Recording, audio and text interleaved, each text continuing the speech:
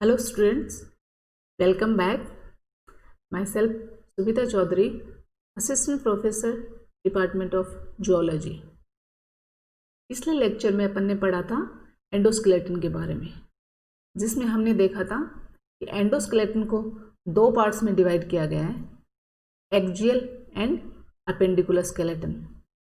Axial skeleton में वो parts आते हैं या वो स्केलेटन आएगा जो बॉडी एक्सिस पे पाए जाते हैं, जैसे कि skull, vertebral column and breast bone या रिब केज। दूसरी तरफ अपेंडिकुलर स्केलेटन में बॉडी एक्सिस के दोनों तरफ जो स्केलेटन पाया जाता है वो अपेंडिकुलर स्केलेटन में आएगा, जैसे कि pectoral गिर्डल, pelvic गिर्डल, four limbs and hand limbs.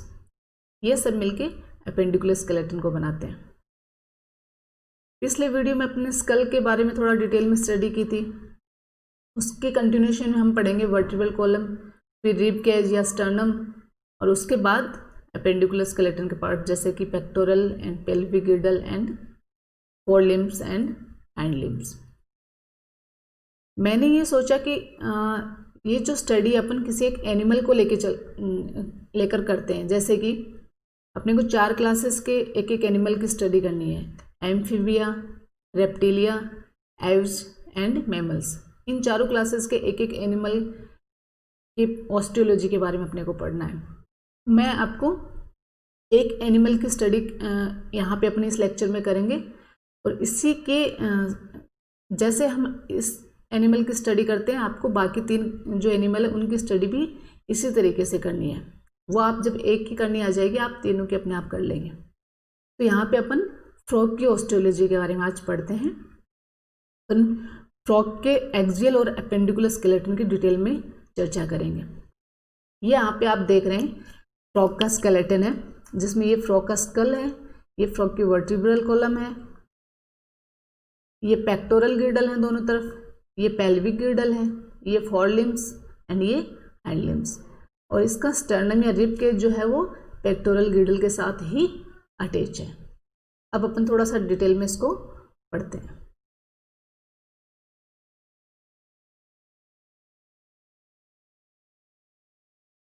ये फ्रॉग का स्कल है, और फ्रॉग के स्कल का डोर्सल व्यू है, मतलब ऊपरी हिस्सा है।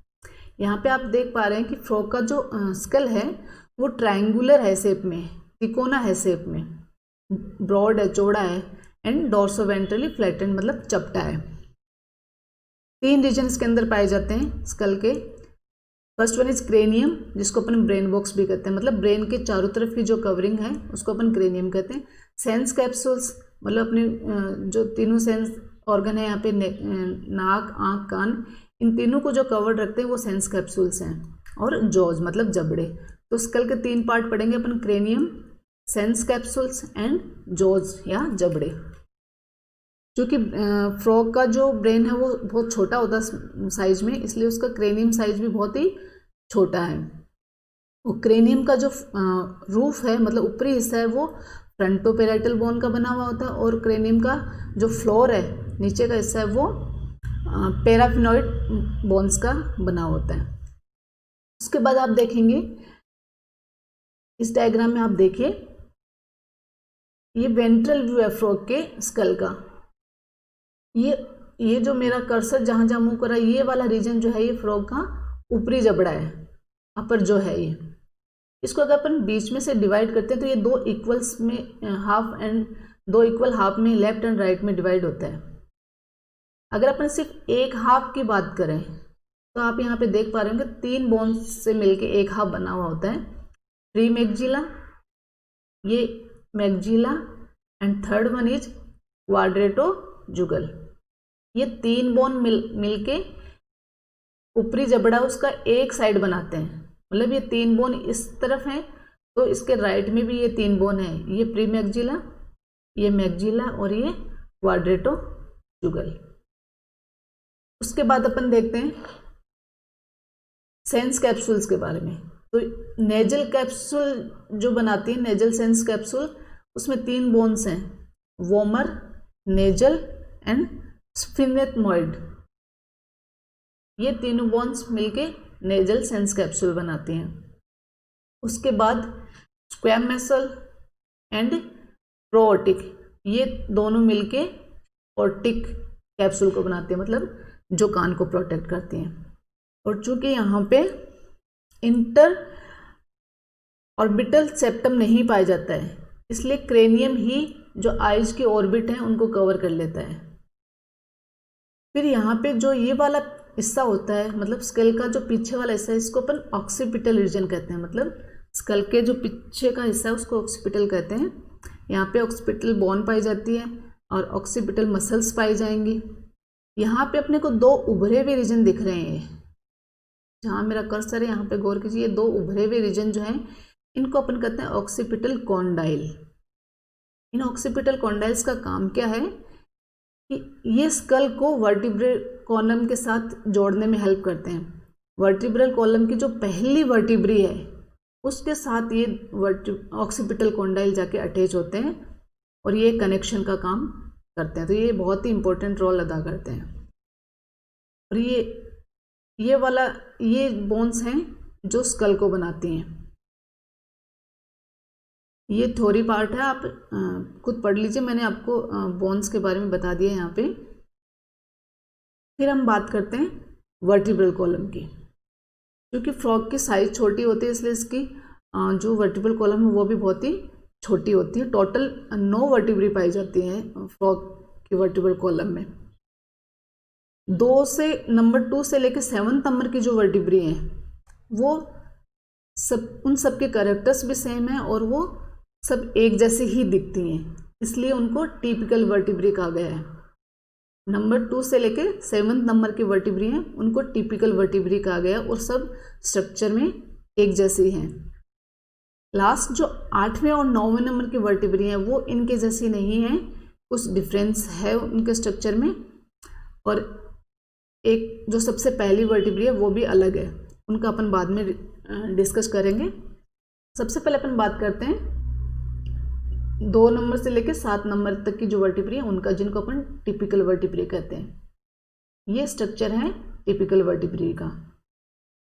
इसके अंदर एक पासेज पाया जाता है, आपको दिख रहे होंगे, ये छेदनुमा स्ट्रक्चर दिख रहा है जिसको अपन कहते हैं न्यूरल केनाल। न्यूरल केनाल के अंदर से स्पाइनल कॉर्ड गुजरता है।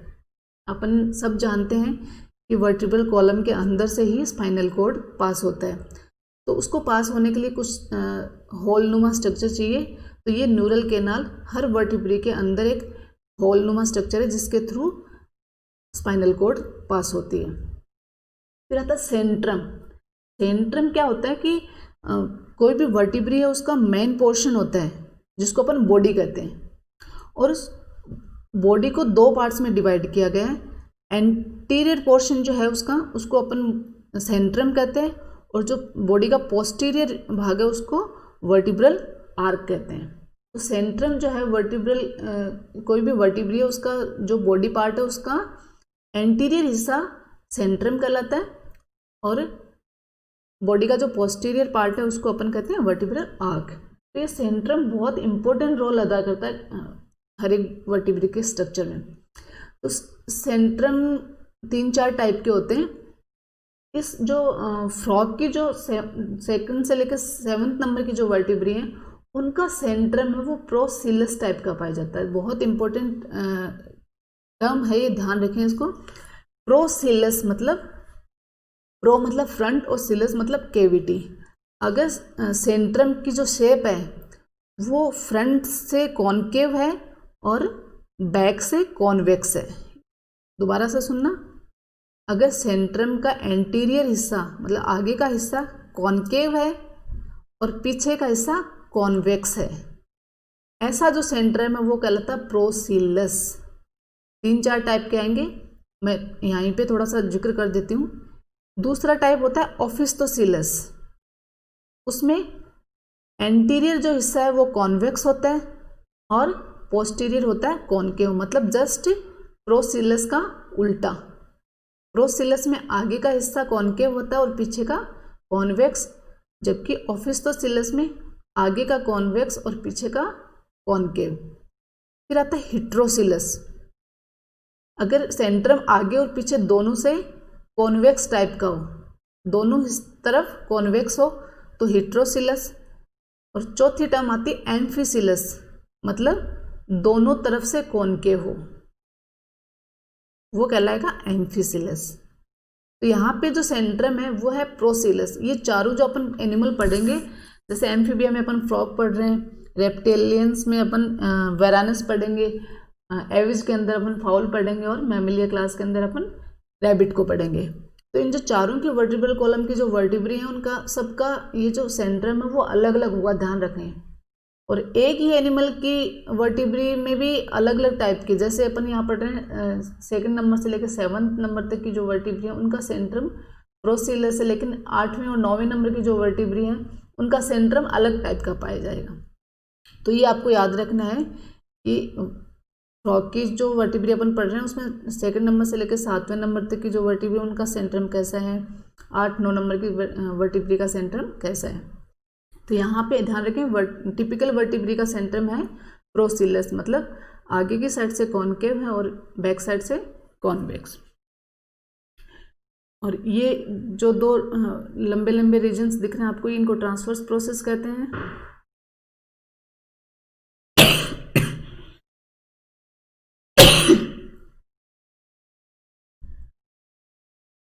और ये पोस्ट जाइगोफाइसिस और ये प्री जाइगोफाइसिस, ये इसका पोस्टीरियर रीजन है और ये आगे वाला एंटीरियर रीजन है।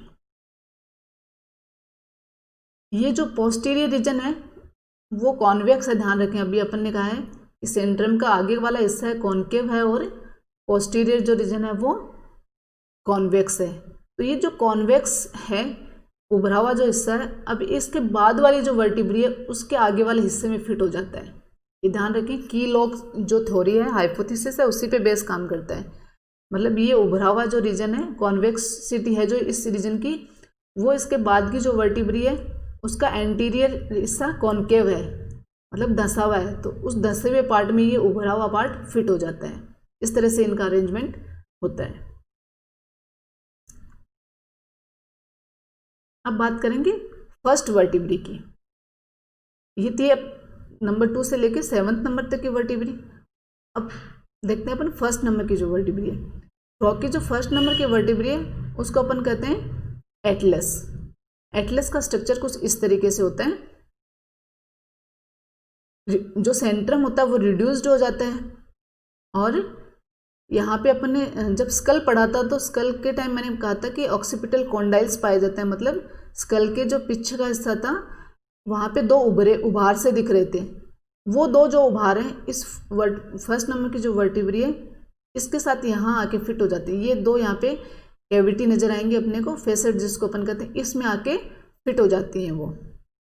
और इस तरह से स्कल जो है वो वर्टिब्रल कॉलम के साथ जुड़ जाता है। ये वाला रीजन्स का न्यूरल स्पाइन कहेंगे, और ये न्यूरल कैनाल, मतलब जिसके अंदर से स्पाइनल कोड गुजरता है। तो इनका स्ट्रक्चर आप ध्यान रखें, याद रखें। अब बात करते हैं 8th वर्टिब्री की। ये 8th वर्टिब्री का स्ट्रक्चर है। इसमें जो सेंट्रम है वो एम्फिसिलस है। एम्फिसिलस, एम्फी का मतलब बोथ साइड से। तो अपन ने अभी जस्ट पहले थोड़ी देर पहले बात की थी कि एम्फिसिलस मतलब दोनों तरफ से कॉनकेव, ये इधर से भी कॉनकेव है और इधर से भी कॉनकेव, ऐसा सेंट्रम एम्फिसिलस कहलाता है। तो 8th नंबर की जो वर्टिब्री है उसका सेंट्रम कोई आपसे पूछे तो कैसा है, एम्फिसिलस, मतलब कॉनकेव, दोनों तरफ से बाइकॉनकेव है। और एंटीरियर जो कॉनकेविटी है उसमें 7 नंबर की वर्टिब्री का पोस्टीरियर हिस्सा फिट हो जाता है, और इधर की जो कॉनकेविटी है इसके अंदर 9वें नंबर की जो वर्टिब्री है उसका आगे का हिस्सा फिट होता है। ये है 9th नंबर की वर्टिब्री।